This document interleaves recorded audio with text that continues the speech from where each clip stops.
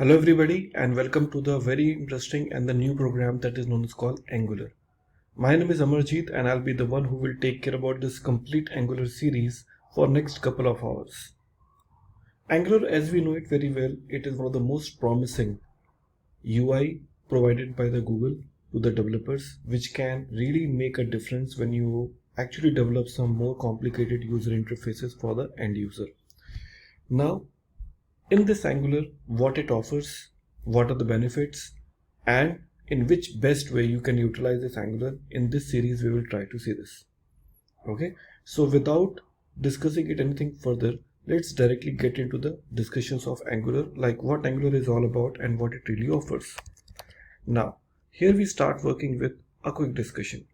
See, when we talk about a term name called Angular, so we need to know Angular is available in market from the version 1.0 with the latest version name called 15.0.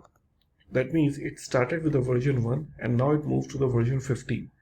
And a lot of changes happened in last couple of years in Angular front. I can say when the Angular launched in the market, the primary focus was to give you the kind of consistent look for both desktop, okay, and your mobile based applications. There was a time prior to Angular when you had to develop two different type of websites, one for mobile and second for desktop. But over the period of time, it becomes quite complicated to maintain two different versions. So the Angular has bridged this gap where you can develop one particular application which can work across both different type of environment. And that really makes a sense when we have an applications which is more complicated in nature, which needs to support both in desktop as well as for the mobile.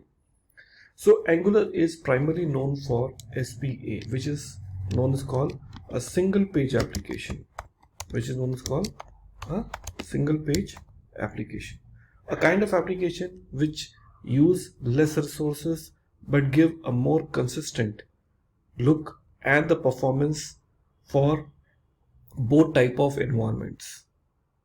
Okay, so the user do not to end up with creating two different type of UIs.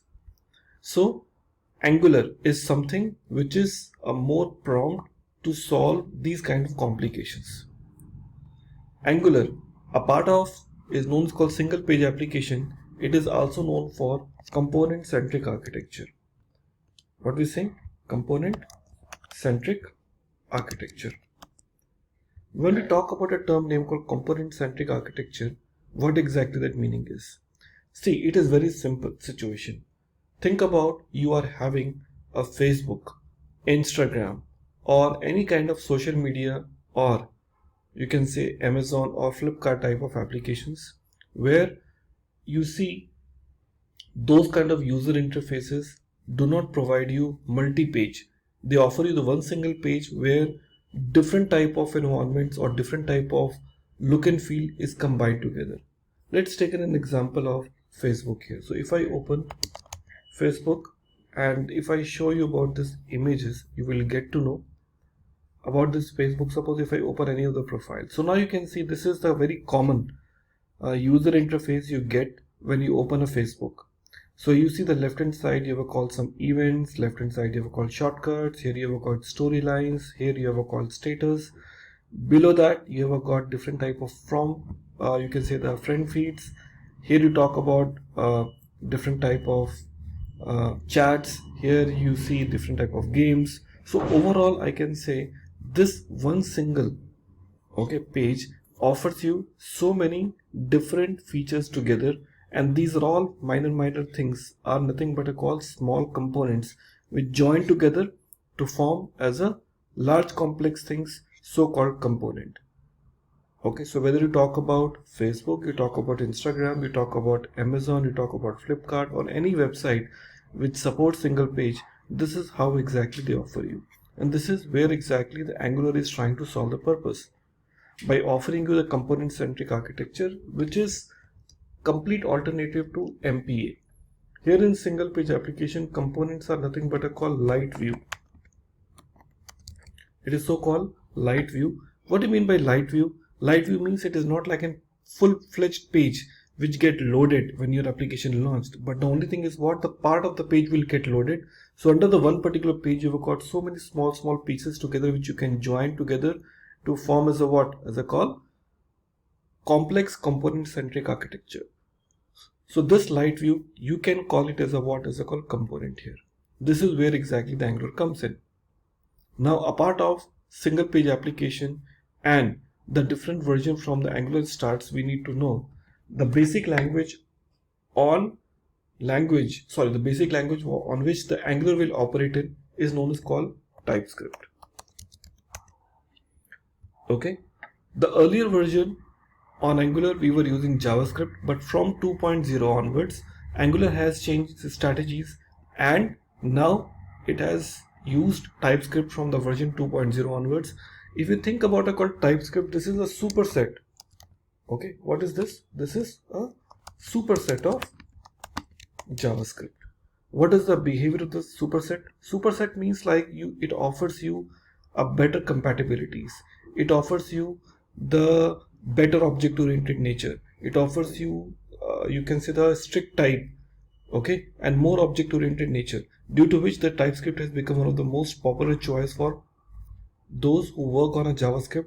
But the challenge of the JavaScript is it is more into what you can say browser compatible. Here the TypeScript becomes what?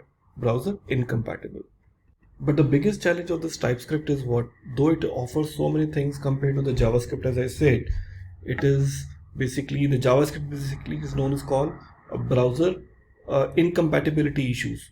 But the TypeScript is always give you the browser compatible JavaScript code. And how it gives you the JavaScript which is a browser compatible? Because of one very strong reason. Here it uses one transpiler known as called Babel. So what the Babel does, Babel is basically one of the very popular transpiler. So if you have a TypeScript, okay, which is using a Babel, and the Babel is basically trying to transpile it into where? Into the JavaScript. So it take the TypeScript, okay, Babel is basically converting into what? To the browser compatible JavaScript. So this is what the job of Babel is. Yeah, so the Babel is responsible to take a TypeScript and convert it to the browser compatible JavaScript. And hence you do not need to test your generated code across different type of browsers, because this is what the beauty of Babel. So if I just open up for the Babel here, babeljs.com, which is now babeljs.io, you can see it is written babeljs is the JavaScript compiler. Okay, so it takes your TypeScript and convert it to what? Into the next generation JavaScript. That what a typical Babel does. Okay, now a part of this Babel, Angular uses one of the very important tool here, and that is known as called Webpack. Now what exactly the Webpack is? Friends, Webpack is known as called one of the very popular, okay, one of the very popular bundle, or I can say the resource bundling tool. What I'm saying, it is a resource bundling tool, and Webpack is so popular, so whether you are working on an Angular or non-Angular environment, Webpack is used there also. It is the job of Webpack is to basically build the complete application, combine pieces of the JavaScript, CSS or the HTML file, and make your application more compatible and lightweighted, and bundle it and deploy it wherever you want. Webpack is a tool which is used by many tools nowadays for a quick development, as well as for, you can see, a bundling tool. So if I open up the tool name called Webpack, webpack.js.org, you will get to know this is JavaScript, PNG, JPG, SAS, HPS. So this independent files as later on can combine together and give you the more modular, you can see, files which can be compressed and deployed so that your application can make them load far more faster. And that's the benefit of what? Of this Webpack. Okay, so Angular internally use Webpack and internally use Babel to get the job done.